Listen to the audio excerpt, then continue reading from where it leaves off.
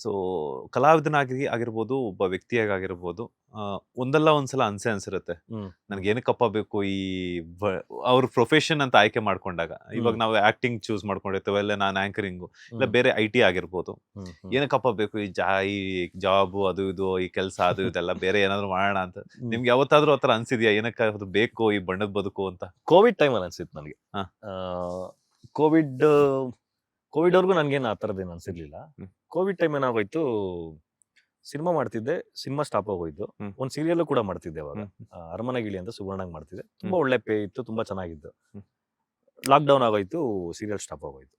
ಅದಾದ್ಮೇಲೆ ನನಗೆ almost 24 months work ಇಲ್ಲ ಸರ್. ಅಂದ್ರೆ 2 ವರ್ಷ ವರ್ಕ್ ಇಲ್ಲ ನನಗೆ. ಒಬ್ಬ ಫ್ಯಾಮಿಲಿ ಮ್ಯಾನ್ ಬ್ಯಾಂಗ್ಳೂರಲ್ಲಿ ಜೀವನ ಮಾಡ್ತಿರ್ಬೇಕಾದ್ರೆ 2 ವರ್ಷ ಕೆಲಸ ಇಲ್ಲ ಅಂದ್ರೆ ಹೆಂಗಿರುತ್ತೆ ನಿಮ್ಗೆ? ಆಲ್ಮೋಸ್ಟ್ ಎಲ್ರಿಗೂ ಕಷ್ಟ ಇತ್ತು, ಇಲ್ಲ ಅಂತ ಹೇಳ್ತಿಲ್ಲ, ಬಟ್ ನಮಗ್ ತುಂಬಾ ಜಾಸ್ತಿ ಇರುತ್ತೆ. ನಮ್ಗೆ ಬೇರೆ ಕೆಲಸ ಗೊತ್ತಿಲ್ಲ.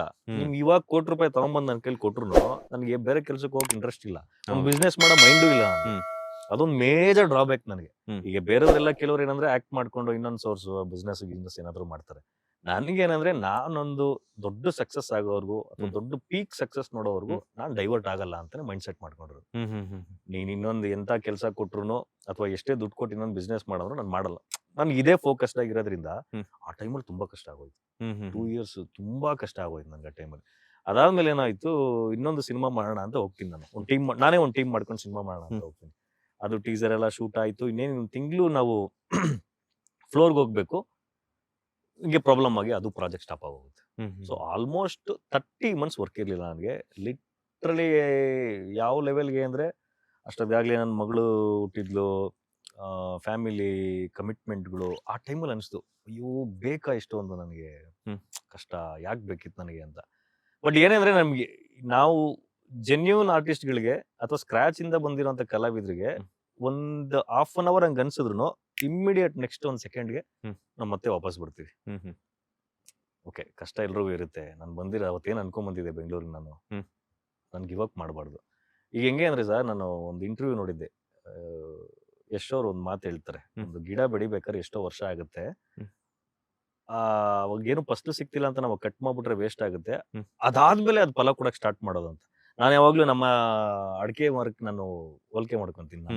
ನಮ್ಮ ತಂದೆಯವರೆಲ್ಲ ವ್ಯವಸಾಯ ಮಾಡೋವಂಥವ್ರಲ್ವಾ, ಅವ್ರು ಅದೇ ಹೇಳೋದು, 1 4 ವರ್ಷ 5 ವರ್ಷ ಅವರು ಫಸ್ಲು ಬರೋವರೆಗೂ ವೆಯ್ಟ್ ಮಾಡ್ತಾರೆ. ಇಲ್ಲಿವರೆಗೂ ತುಂಬ್ತಾನೆ ಇಡ್ತಾರೆ, ಎಲ್ಲ ಔಟ್ ಗೋಯಿಂಗ್ ಏನು ಇನ್ಕಮ್ ಬರಲ್ಲ ಅಂತ. ಫಸ್ಲು ಬರೋ ಟೈಮಿಗೆ ಬಿಟ್ಟೋಗ್ಬಿಟ್ರೆ ಹಂಗೆ. ಸೊ ಹಂಗೆ ನಾವು ಕೋವಿಡ್ ಟೈಮಲ್ಲಿ 8 ವರ್ಷನ 6 ವರ್ಷನ ಆಗಿತ್ತು ನಾನು ಇಂಡಸ್ಟ್ರಿ ಬಂದು. ಈಗ ಫಸ್ಲು ಕೊಡೋ ಟೈಮು ನನಗೆ ವಾಪಸ್ ಹೋಗ್ಬಿಟ್ರೆ ಇಷ್ಟು ವರ್ಷ ಕಷ್ಟ ಬಿದ್ದಿದ್ದು ವೇಸ್ಟ್ ಆಗ್ಬಿಡುತ್ತಲ್ಲ, ಹೋಗೋದು ಬೇಡ. ಇವಾಗ್ಲೂ ಅಷ್ಟೇ, ಒಂದೊಂದ್ಸಲಿ ಈಗ ಒಂದು ಪ್ರಾಜೆಕ್ಟ್ ಮಾಡ್ತೀವಿ, ಮತ್ತೊಂದ್ ಸ್ವಲ್ಪ ದಿನ ಖಾಲಿ ಕೂತ್ಕೊಂತೀವಲ್ಲ, ಆ ಟೈಮಲ್ಲಿ ಹಂಗೆ ಅನ್ಸುತ್ತೆ, ಅಂತ ಅನ್ಸುತ್ತೆ. ಯಾವುದೇ ಮನುಷ್ಯಂಗಾಗ್ಲಿ ಒಂದು ಟೈಮ್ ಹಂಗೆ ಅನ್ಸುತ್ತೆ. ಬಟ್ ಇಮಿಡಿಯೇಟ್ ನೆಕ್ಸ್ಟ್ 1 secondಗೆ ಕಮ್ ಬ್ಯಾಕ್ ಆಗ್ತೀವಿ. ಸೊ ಹಂಗಾಗಿನೇ, ಹಂಗಿರೋದ್ರಿಂದನೇ 14 ವರ್ಷ ಆದ್ರೂ ಇಂಡಸ್ಟ್ರಿ ಉಳ್ಕೊಂಡಿರೋದು. ಇಲ್ಲಾಂದ್ರೆ ಯಾವಾಗ್ಲೂ ಬಿಟ್ಟೋಗ್ಬಿಡ್ಬೇಕಾಯ್ತು ನಾವು ಇಂಡಸ್ಟ್ರಿನ. ಯಾಕಂದ್ರೆ ಎಷ್ಟೋ ಸಲ ಅನ್ಸುತ್ತೆ, ಕೈಗೆ ಬಂದಿರುತ್ತದ ಬಾಯಿಗೆ ಬಂದಿಲ್ವಲ್ಲ ಅಂತ. ಆಗಿರುತ್ತೆ ಸರ್. ನಾನು ಸುಮಾರು ಆಗಿದೆ, ತುಂಬಾ ದೊಡ್ಡ ಸಿನಿಮಾಗಳು ಕೈಗೆ ಬಂದಿದ್ದು ಬಾಯಿಗೆ ಬರ್ದಿರೋ ತರನೂ ಆಗಿದೆ, ಎಲ್ಲ ಆಗಿದೆ. ನಾನು ಹೇಳದ್ನಲ್ಲ, ಬಟ್ 14 ವರ್ಷದಿಂದ ನಾನು ಕಾಪಾಡ್ಕೊಂಡೇ ಬಂದಿದೆ ಇಂಡಸ್ಟ್ರಿ, ಏನ್ ನನ್ ಕೈ ಬಿಟ್ಟಿಲ್ಲ. ಬಟ್ ಎಲ್ಲ ಒಂದ್ ಕಡೆ ಸಕ್ಸಸ್ ರೇಟ್ ಅಲ್ಲಿ ನಾನ್ ಕಷ್ಟ ಬಿದ್ದಿರೋದಕ್ಕೆ ಅಥವಾ ನನ್ನ ಒಂದು ಜರ್ನಿಗೆ ಇನ್ನೊಂದು ನೆಕ್ಸ್ಟ್ ಲೆವೆಲ್ಗೆ ಸಿಗ್ಬೇಕಿತ್ತು, ಎಲ್ಲ ಒಂದ್ ಕಡೆ ಸಿಕ್ಕಿಲ್ಲ ಅನ್ನೋದೊಂದು ಬೇಜಾರಿದೆ. ಬಟ್ ಅದು ಸಿಗುತ್ತೆ, ಅದು ಯಾವಾಗ ಸಿಗುತ್ತೆ ಅಂತ ಹೇಳಕ್ಕಾಗಲ್ಲ. ಎಂತೆಂತ ದೊಡ್ಡ ಸ್ಟಾರ್ಗಳಿಗೆ ತುಂಬಾ ವರ್ಷ ಆದ್ಮೇಲೆ ಸಕ್ಸಸ್ ಸಿಗುತ್ತೆ. ಹೌದು, ನಮ್ಮ ಜೊತೆಲಿದ್ದ ಸ್ನೇಹಿತರುಗಳಿಗೇನೆ ಪಾಪ ನಮಗಿಂತ ಚಿಕ್ಕ ಪಾತ್ರಗಳು ಮಾಡ್ತಿರೋರ್ಗೆ ಎಷ್ಟೋ ಜನಕ್ಕೆ ಲೈಫ್ ಚೇಂಜ್ ಮಾಡಿದೆ. ಕೆಲವೊಂದು ಪ್ರಾಜೆಕ್ಟ್ಸ್ಗಳು, ಕೆಲವೊಂದು ಶೋಗಳು, ಎಷ್ಟು ಈಗ ಪ್ರತಿ ಸೀಸನ್ ಬಂದಾಗ್ಲೂ ಎಷ್ಟು ಜನಕ್ಕೆ ಲೈಫ್ ಸಿಗುತ್ತೆ ಗೊತ್ತಾ ಸರ್ ಬಿಗ್ ಬಾಸ್. ನಮ್ಮ ಈ ಯಾರ್ಯಾರು ವಿನ್ನರ್ ಆಗಿದ್ದಾರೆ ಅಥವಾ ಯಾರ್ಯಾರು ರನ್ನರ್ ಅಪ್ ಆಗಿದ್ದಾರೆ ಎಲ್ಲ ನಮ್ಮ ಕ್ಲೋಸ್ ಫ್ರೆಂಡ್ಸ್ಗಳೇ. ಬಟ್ ಆ ಶೋ ಮಾಡೋಕ್ಕಿಂತ ಮುಂಚೆ ಪಾಪ ಚಿಕ್ಕ ಪಾತ್ರಗಳು ಅಥವಾ ಹೀರೋ ಮಾಡೋರು ರೆಕಗ್ನಿಷನ್ ಇರ್ತಿಲ್ಲ. ಈಗ ನಮ್ಮ ತ್ರಿವಿಕ್ರಮೆ ಆಗಿರ್ಬೋದು, ಅವ್ನು ಆಲ್ರೆಡಿ ಒಂದು ಸೀರಿಯಲ್ ಮಾಡಿದ್ದ, ಒಂದ್ 2-3 ಸಿನಿಮಾಗಳು ಮಾಡಿದ್ದ. ಶೋ ಬರೋಕ್ಕಿಂತ before I know is position, ಪಾಪ ಅವನು ಎಷ್ಟು ಕಷ್ಟದಲ್ಲಿದ್ದ, ಯಾವ ತರ ಇದ್ದ ಅಂತ. ಬಟ್ ಒಂದು ಶೋ ಅವ್ನ ಕೆರಿಯರ್ ಚೇಂಜ್ ಮಾಡ್ತು. ಹೌದು, 100%. ಒಂದು ಶೋ ಇಮಿಡಿಯೇಟ್ ಕೆರಿಯರ್ ಚೇಂಜ್ ಆಯ್ತು. ಇವತ್ತು ಅದ್ಭುತವಾಗಿರುವಂತ ಸೀರಿಯಲ್ ಮಾಡ್ತಾ ಇದ್ದಾನೆ ಕಲರ್ಸ್ ಕನ್ನಡಗೆ. ಅವ್ನ ರೆಕಗ್ನಿಷನ್ ಲೆವೆಲ್ ಬೇರೆ ಆಯ್ತು. ಅದೇ ರೀತಿ ನಮ್ ಕಾರ್ತಿ ನಾನು ಒಟ್ಟಿಗೆ ಸೀರಿಯಲ್ ಮಾಡ್ತಿದ್ವಿ. ಅಕ್ಕ ಅನ್ನೋ ಒಂದು ಸೀರಿಯಲ್ ಅಲ್ಲಿ ನಾನು ಕಾರ್ತಿ ಒಟ್ಟಿಗೆ ಆಕ್ಟ್ ಮಾಡ್ತಿದ್ವಿ. ಅದಾದ್ಮೇಲೆ ಇನ್ನೊಂದಷ್ಟು ಸೀರಿಯಲ್ಗಳು ಮಾಡ್ತಿದ್ದ. ಓಕೆ, ಎಷ್ಟು ಬೇಕೋ ಅಷ್ಟು ರೆಕಗ್ನಿಷನ್ ಮಾತ್ರ ಸಿಗೋದು. ಬಟ್ ಒನ್ಸ್ ಬಿಗ್ ಬಾಸ್ ಹೋಗಿ ಈಚೆ ಬಂದ್ಮೇಲೆ ಆ ಲೈಫ್ ಸ್ಟೈಲು, ಆ ಒಂದು ರೆಕಗ್ನಿಷನ್, ಆ ಒಂದು ಪಾಪ್ಯುಲಾರಿಟಿ, ಸೊ ಹಂಗಾಗುತ್ತೆ. ಪ್ರತಿಯೊಬ್ರು ಜೀವನದಲ್ಲೂ ಒಂದೊಂದ್ಸಲಿ ಆಗುತ್ತೆ, ವೇಟ್ ಮಾಡ್ಬೇಕಷ್ಟೇ. ಬಟ್ ಅವನು ಅವತ್ತು ಗಿವ್ ಅಪ್ ಮಾಡಿ ಏನಾದ್ರು ವಾಪಸ್ ಹೋಗಿದೆ ಇಂಡಸ್ಟ್ರಿಗೆ, ಇವತ್ತು ಎಷ್ಟು ಜನ ಇಷ್ಟಪಡ್ತಾರೆ, ಎಷ್ಟು ಜನ ಫ್ಯಾನ್ಸ್, ಎಷ್ಟು ಜನ ಓಡಾಡ್ತಾರೆ. ಸೊ ನಾವು ಎವ್ರಿ ಸೀಸನ್ ನನಗೆ ಗೊತ್ತಿರೋಂಥ ಸ್ನೇಹಿತರುಗಳು 3-4 ಜನಕ್ಕೆ ಲೈಫ್ ಕಟ್ಕೊಟ್ಟಿದೆ. ಅದೊಂದೇ ಅಂತಲ್ಲ, ನನ್ನ ಸ್ನೇಹಿತರುಗಳು ಬಿಟ್ಬಿಡೋಣ, 18 ಜನ 19 ಜನ ಕಂಟೆಸ್ಟೆಂಟ್ಸ್ಗಳು ಬಿಗ್ ಬಾಸ್ಗೆ ಹೋದ್ರೆ ಎಷ್ಟು ಜನಕ್ಕೆ ಲೈಫ್ ಸಿಗುತ್ತೆ ಸರ್. ಅದನ್ನ ಕರೆಕ್ಟಾಗಿ ಯೂಸ್ ಮಾಡ್ಕೊಂಡವ್ರು ಮಾಡ್ಕೊಂಡಿದ್ದಾರೆ, ಯೂಸ್ ಮಾಡ್ಕೊಳ್ದಿರೋರು ಆ ಫೇಮ್ನ ತಲೆಗೆ ಹಚ್ಕೊಂಡು ಮೂಲೆಯಲ್ಲಿ ಕೂತಿರೋರು ಉಂಟು. ಬಟ್ ಯೂಸ್ ಮಾಡ್ಕೊಂಡಿರೋ ಅದ್ಭುತವಾದ ಲೈಫ್ನ ಲೀಡ್ ಮಾಡ್ತಿದ್ದಾರೆ ಇವತ್ತು. ನೀವು ಹೇಳಿದ್ದೆ ಎಲ್ಲ ಋಣಿಯಾಗಿರ್ಬೇಕು. ಆಕ್ಚುಲಿ ಸುದೀಪ್ ಸರ್ಗೆ, ಕಲರ್ಸ್ ಕನ್ನಡಗೆ, ಬಿಗ್ ಬಾಸ್ಗೆ ಅವರೆಲ್ಲರೂ ಋಣಿಯಾಗಿರ್ಬೇಕು. ಕೆಲವೊಬ್ರು ಬಂದು ಈಚೆ ನೆಗೆಟಿವ್ ಮಾತಾಡ್ತಾರಲ್ಲ, ಆ ಒಳಗಡೆ ಇದ್ದಾಗ ಅವ್ರಿಗೆ ಎಂತ ಫೇಮ್ ಸಿಕ್ಕಿರುತ್ತೆ. ಅವ್ರನ್ನ 4 ಜನ ಗುರ್ತಿಸ್ತಿರಲ್ಲ, ಲಕ್ಷಾಂತರ ಜನ ಗುರ್ತಿಸೋ ತರ ವೇದಿಕೆ ಮಾಡ್ಕೊಡುತ್ತೆ. ಈಚೆ ಬಂದ್ಮೇಲೆ ಅದನ್ನ ಎಷ್ಟು ಚೆನ್ನಾಗಿ ಯೂಸ್ ಮಾಡ್ಕೊಂತೀನಿ.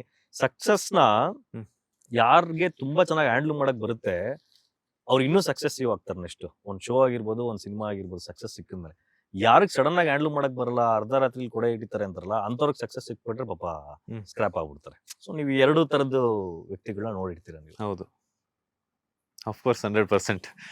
ಇವತ್ತು ನೀವು ಹೇಳ್ದಾಗೆ ನಿಮ್ಮ ಫ್ರೆಂಡ್ಸ್ ಆಗಿರ್ಬೋದು, ತ್ರಿವಿಕ್ರಮ್ ಆಗಿರ್ಬೋದು ಅಥವಾ ಕಾರ್ತಿಕ್ ಅವ್ರ ಆಗಿರ್ಬೋದು, ಬಿಗ್ ಬಾಸ್ ಇಂದ ಹೊರಗಡೆ ಬಂದ್ಮೇಲೆ, ಕಾರ್ತಿಕ್ ನನಗೆ ಬಿಗ್ ಬಾಸ್ ಹೋಗೋಕ್ಕಿಂತ ಮುಂಚೆಯಿಂದನೂ ಫ್ರೆಂಡ್ ಗೊತ್ತಿರುವಂತದ್ದು. ತ್ರಿವಿಕ್ರಮ್ ಬಿಗ್ ಬಾಸ್ ನಂತರನೇ ಅದು ಪರಿಚಯ ಇತ್ತು, ಬಟ್ ಅಷ್ಟೊಂದಿರ್ಲಿಲ್ಲ. ಈಗಲೂ ಕೂಡ ತ್ರಿವಿಕ್ರಮ್ ಅವರು ಜಸ್ಟ್ ಎಲ್ಲಾದ್ರೂ ಕಾಣಿಸ್ಕೊಂಡ್ರು ಸಾಕು, ಅಲ್ಲಿ ಎಷ್ಟೋ ಚೆನ್ನಾಗಿ ಕಮೆಂಟ್ಸ್ ಹಾಕ್ತಾರೆ ನಮ್ಗೆ, ಮತ್ತೆ ತ್ರಿವಿಕ್ರಮ್ ಅವ್ರದ್ದು ಇಂಟರ್ವ್ಯೂ ಮಾಡಿ ಅಂತ ಕೇಳ್ತಾರೆ. ನೀವು ಹೇಳ್ದಂಗೆ ಆ ಫೇಮ್ ಅನ್ನೋದು ಇದೆಯಲ್ಲ, ಅದನ್ನ ಯೂಸ್ ಮಾಡ್ಕೊಳ್ಳುವಂತದ್ದು ಬರಬೇಕು ಅಂತ. Is mentally heavy strong sir Trivikram. ಹೌದ್ರೆ ನೀವೇನ್ ಬಿಗ್ ಬಾಸ್ ಅಲ್ಲಿ ನೋಡಿದಿರಲ್ಲ, ಅದಕ್ಕಿಂತ ಬಿಫೋರ್ ನಾವು CCL 2 ಸೀಸನ್ ಒಟ್ಟಿಗೆ ಇದ್ವಿ. CCL ನಾವು ಕ್ರಿಕೆಟ್ ಆಡ್ಬೇಕಾದ್ರೆ ಅವನು ಯೋಚನೆ ಮಾಡ್ತಿದ್ ರೀತಿ, ಅವನ ಆಲೋಚನೆ, ಅವ್ರ ಜೊತೆ ನೀವೊಂದು ಅರ್ಧ ಗಂಟೆ ಕೂತ್ಕೊಂಡ್ರೆ ನಿಮ್ಗೊಂದು ಪಾಸಿಟಿವ್ ವೈಬ್ ಸರ್.